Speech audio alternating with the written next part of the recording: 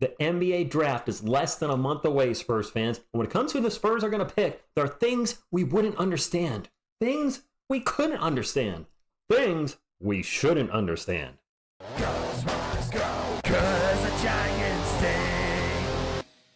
What is up, San Antonio Spurs fans? Welcome to TSR Sports. Came across an article from SpursTalk.com. You may have heard me mention them on the channel before.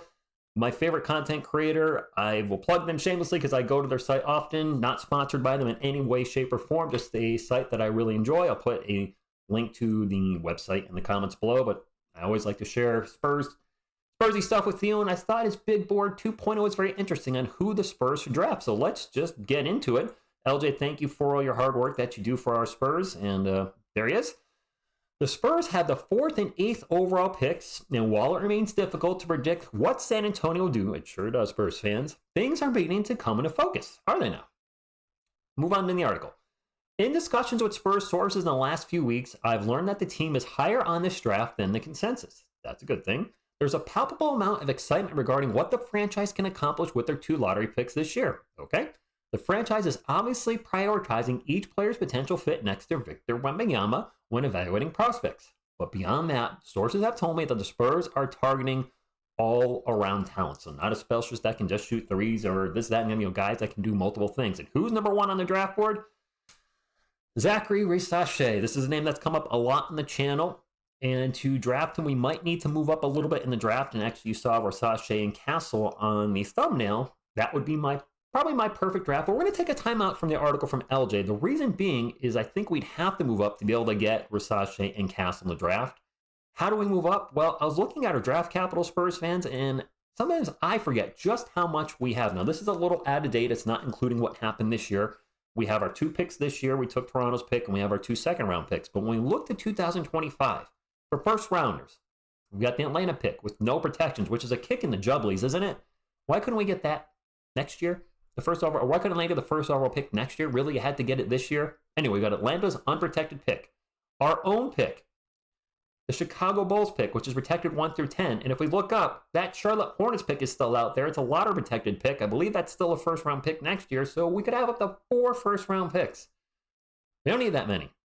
And then second-rounders, we have 3 next year. And then you start moving down the list, and we have a lot of picks. And we have 8 million second-rounders in 2026. So we have a lot of draft capital over the next few years, and our own picks are going to be worth less, I would hope, more and more as time progresses, because we're going to be a perennial playoff team, hopefully a perennial playoff championship contender, So I think we could start using some of this draft capital to move up maybe this year. Right now we're picking 4 and 8. Could we swap with Washington and pick second and give them some upcoming picks? Could we swap with the Pistons or Hornets or somebody and give them some draft capital? I don't know. All I'm saying is I would be fine with giving up some of those excessive picks that we're just not going to keep everybody on the roster. And I know next year's draft class is better.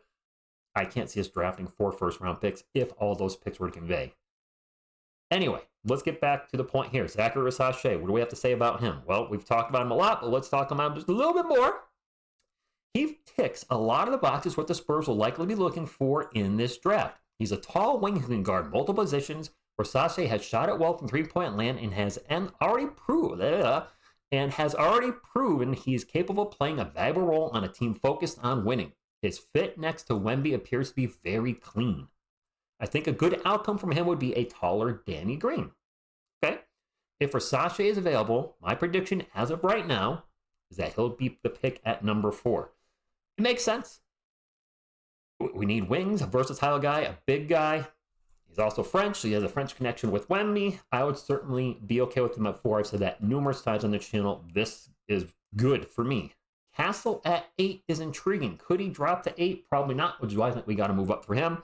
If the Spurs want a multi-positional, multi-talented player at number 4, so LJ's talking about us possibly taking Castle at 4, Castle fits the bill. He's a really good on-ball defender. Is almost equally as strong away from the action.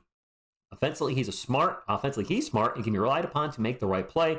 Castle is a really good passer. He drives with purpose, and he plays with physicality. So defensively, this should be an immediate upgrade over Trey Jones. That being said, there's this. Castle's iffy three-point shooting keeps him out of the top spot on this big board, and also there's talk that he is demanding to play point guard in the NBA. That one worries me just a little bit. What I've been seeing about that, I hope it seems like, he's a good dude. I just hoping there's not some more attitude that we haven't seen in college, and then it comes out in a stint in the NBA. Hopefully not the case. And actually says right here, hopefully that isn't the case. I think his fit as a point guard next to Wemby is questionable at best, though. And that would be my biggest concern with Castle is, what would his fit with Wemby be? Would it work out? Time will tell if we draft him. And then moving down the list, and we're going over a couple of the players that he talks about here. Alexander Sarr, I don't think there's any way we're getting him, but here's what they have to say. He's a favorite to be the first overall pick due to his combination of size, mobility, and explosiveness. If Sarr somehow begins to slide in the draft, I think he has shown enough for San Antonio to pick him at number 4, hence, therefore, ergo, giving us the Eiffel Towers. I don't see that happening. Could we trade up with Atlanta and give them back one of their unprotected picks? Maybe the 2027 one? Who knows? I don't think we're getting Sarr. We'll pass him. Robert Dillingham, a player that a lot of you want, has slid down the draft board for Spurs talk. He was originally number 1. He slid to number 4. What happened? Not only did he weigh only 164 pounds at the combine, so he's small. TSR weighs 200. And I'm 6'4". So, I'm big next to Rob Dillingham. And I'm just a Spurs fan sitting on his couch right now. He's dealing with an ankle injury, so he hasn't been able to quell any fears about his diminutive size. As it stands, the teams between 4 and 8 don't need a point guard, so that could cause the Spurs to wait until their second lottery pick before addressing the need, i.e. draft Dillingham at 8. Scouts for other teams continue to believe that the Spurs are a very likely destination for Dillingham because of his scoring ability and his seamless fit next to Wemby. And of course, I think that's what the Spurs are going to look for in this draft. Who fits next to Wemby the best? Who's going to unlock the full potential out of Victor Wembanyama? We did a previous video on the channel about the perfect possible draft scenario, Risacher at 4 and Dilly at 8. Do you guys still want Dilly at 8?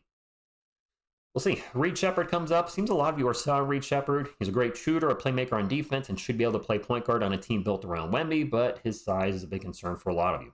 Matisse Buzelis has come up from a lot of Spurs fans. Multiple accounts that Buzelis was the best interview at this year's Combine. Interesting.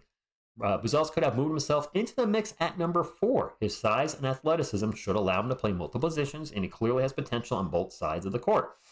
His three-point shooting is not the greatest. His defense has been questioned. Some of you have called him Lucas Samanic 2.0. I don't know about all that. Let's move right along. This is a player that's certainly intriguing. Dijon Salam. Hope I said that right.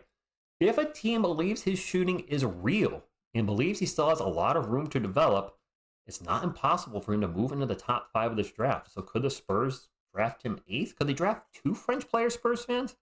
Risacher at 4? And him at 8? Still need a point guard? Or are we waiting until next year? Dalton Connect, Ron Holland, Nikola Topic. Now this seemed like a player that was being mocked to our Spurs, and every mock draft had us taking Topic. Sometimes at 4, occasionally at 8 with the recent knee injury. Here's what he has to say. I'm still not hearing much of a connection between the Spurs and Topic. European scouts tell me that San Antonio hasn't shown much outward interest. Additionally, Topic re-injured his knee recently. One European scout told me that the Spurs would need to see Topic back on the court before even considering him as a lottery pick. And the knee injury concerns me as well. Of course, with all this NBA rumors and talk and speculation, blah, blah, blah, some of it could be to sway teams, right? If you're the Spurs and there's a guy you want, you're not going to put it out there that you want that guy. You're going to put out there, I don't want Zachary Risacher. He sucks. And then, he falls to your spot. And oh, actually, yes, I did. So that could be some of that going on. Then we round out the picks with Cody Williams, Devin Carter, Don McClingan. I don't know who Bub Carrington is, but he made it on the board. Who's this Bub? Wolverine might know. So that's the article from Spurs Talk. Let me give my 2 cents here. At the time of the video, if we were able to draft both these guys, I certainly would be okay with it.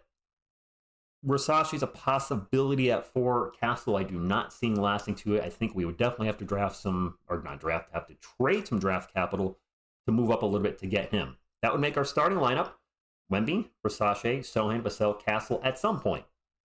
I think Champagnie might still start over Risacher to start the season, maybe not, depending on how Risacher looked in the preseason. Almost guaranteed Trey Jones would start over Castle if Castle was going to be our point guard of the future. It would be a defensive upgrade. Big question, Spurs fan, is the shooting with Sochan. He showed the ability to hit the 3 at the start of the season, and then he absolutely fell off the cliff. And then Castle shooting at the time of this video, his shooting's not great, but he did well at the combine. And most importantly, will either player fit well with Wemby? LJ in his article says that he feels like Risacher fits well. With Castle playing the point guard, maybe not. That being said, I can't wait until the draft. I said at the end of every video, it's so far away. It's 29 days doing the math real quick, and that seems like agony. Just because having 2 high lottery picks, 4 and 8, it's very exciting. I mean, if you think about our recent draft history, last year, of course, we had the first overall pick, then it was 9, then it was 12, then 11. So we haven't had 2 guys in the top. Have we ever had 2 guys in the top 10? I don't think so, right? I don't think we ever had two picks in the top 10. We've been lucky to have 3 number 1 picks overall, but 2 guys in the top 10, I don't believe that's happened unless I'm missing a year or maybe something before David Robinson played. I have no idea. But it's a great time to be a Spurs fan, and I'll close with this. Of course, comment your thoughts on what we went over today. Of course, hit the thumbs up if you like support the channels. If you're still here and you're not subscribed, and what you waiting for? We have an awesome Spurs community. We'd love to have you join and talk Spurs with us. And if you're also still here, I just want to say I took a 3-day break. I absolutely needed it. As much as I love this channel and you guys and talking with you, balancing the channel, relationship, my friends, my hobbies, working out, duties of being a homeowner, blah, blah, blah, blah, all the other things that come out with life. I was like, I just need a rest, and I took it. And I feel re-energized. Fortunately, I got a little bit of that TSR red eye back, just a little bit. Who knows? I should not be wearing contacts as long as I do. I think that's the problem. So hopefully I'll be good there with them. That's all I got. I love talking Spurs with you guys. It's great to be back. And the next decade of Spurs, decade plus of our Spurs, is going to be incredible. Thank you all. Hope you're having a great day. And as always, go Spurs, go. And